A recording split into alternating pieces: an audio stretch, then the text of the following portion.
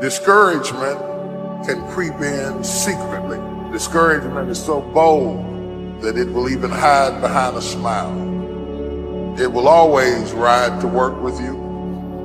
And if it doesn't catch a ride going to work, it'll catch a ride on the way back home.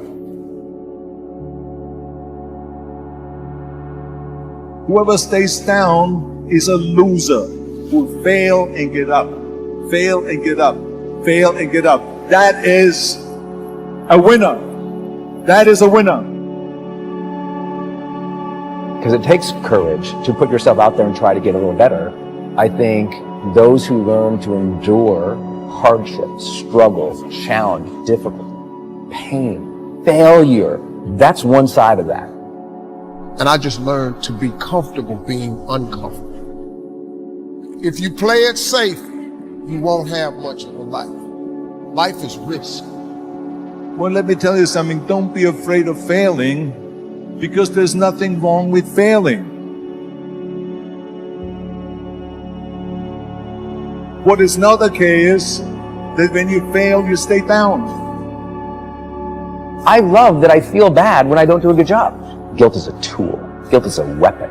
Most people hate that about themselves. I love that feeling. I'm like, I didn't do a good job there. Next time I will. So some people, guilt is discouragement. Other people, it's a signal for learning.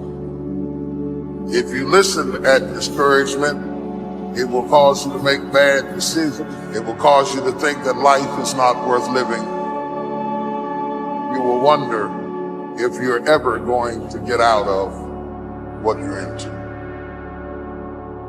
It take courage to pursue your dream. Now, it's gonna cost you something. Most people are not willing to pay what it costs to go after your dream, because you're gonna have to hurt a little bit.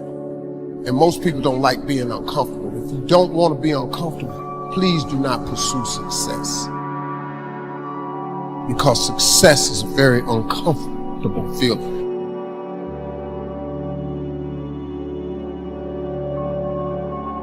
If you advance confidently in the direction of your own dreams and endeavor to live the life which you have imagined, you will meet with a success unexpected in common hours.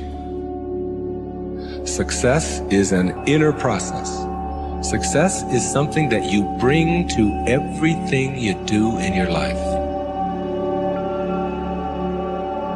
Today, if you ask me, what does it take to be happy, and give it you one word: progress. Progress equals happiness. When you're making progress in your body, even if you're not there yet, you feel good. We gotta grow, we gotta make progress. It's easy to make progress in the beginning of something. There is a power in mastery.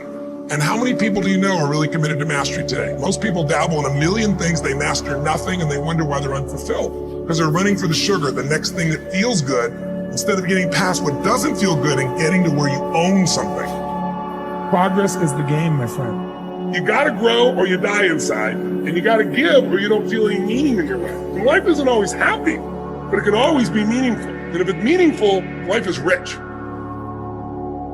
You were a survivor, so I want you to get off this. I want you to cut it off. I want you to go in the mirror, and I want you to make the rest of your life the best of your life. I can, I will, I must. When you realize you will be 10 times more energized, focused, and take positive action in your life, when you first choose to develop yourself as a priority and then get to the stuff of the world. And before you say happiness won't pay my bills, happiness will pay your bills. You must value yourself enough to take the time every single day to work on you, to engage in something that will ensure you are a positive influence on the world. You have not peaked here. There's more in you that you are expressing. Eye has not seen, ear has not heard, nor has entered the heart of mankind what's in store for you if you challenge yourself, if you persist and persevere, if you take ownership for your life. George Bernard Shaw said the people that make it in this life, they look around for the circumstances that they want, and if they can't find them, they create them. Create what you want. The reason you're here is because there's something in you that says, I can do more. This just can't be it. There's something in you. There's a calling on your life.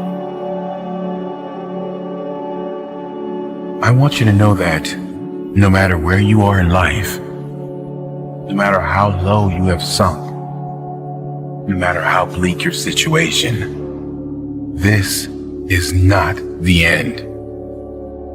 This is not the end of your story. This is not the final chapter of your life.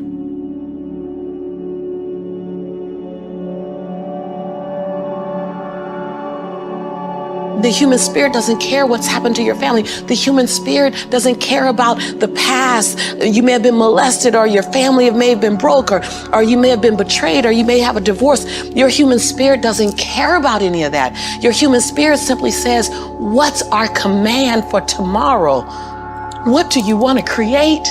It's not keeping score. Your brain is keeping score, because your brain is designed to keep you safe. Your soul, your intuition, your human spirit is designed to make you soar.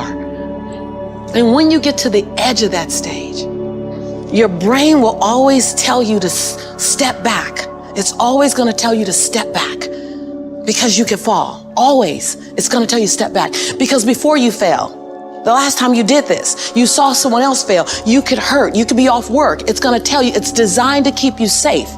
So you have to be willing to play between your brain and your soul. And on some days, you got to just listen to your soul. And you got to say, I'm going to leap. I'm going to get to the edge. Most people are at the edge, and you're standing at the edge and you're watching everyone else fly. You know, watching people's lives on Facebook. You're at the edge, watching someone else live, wondering what it's going to be like when you jump without ever jumping. And I'm just here to tell you, jump. Because only three things can happen. You're either going to jump and fly, or you're going to jump and fall on something soft, or you're going to fall down hard. Either way, you're going to get back up. You already know you got what it takes to get back up. Your greatest fear is not that you will fall. Your greatest fear is that you will live a full life and never fly, that you never leaped. You're not afraid of dying. You're afraid of dying before the world sees who you really are, before they really get your fingerprint, before they really feel your breath, before they really get your contribution, before they really feel you.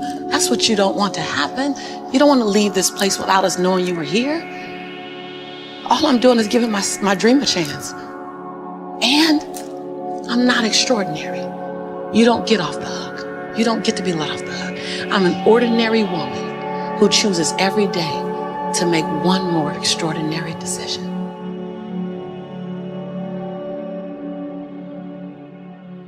What I'd like for you to do right now, I want you to think about your dream. Think about your dream right now and envision it.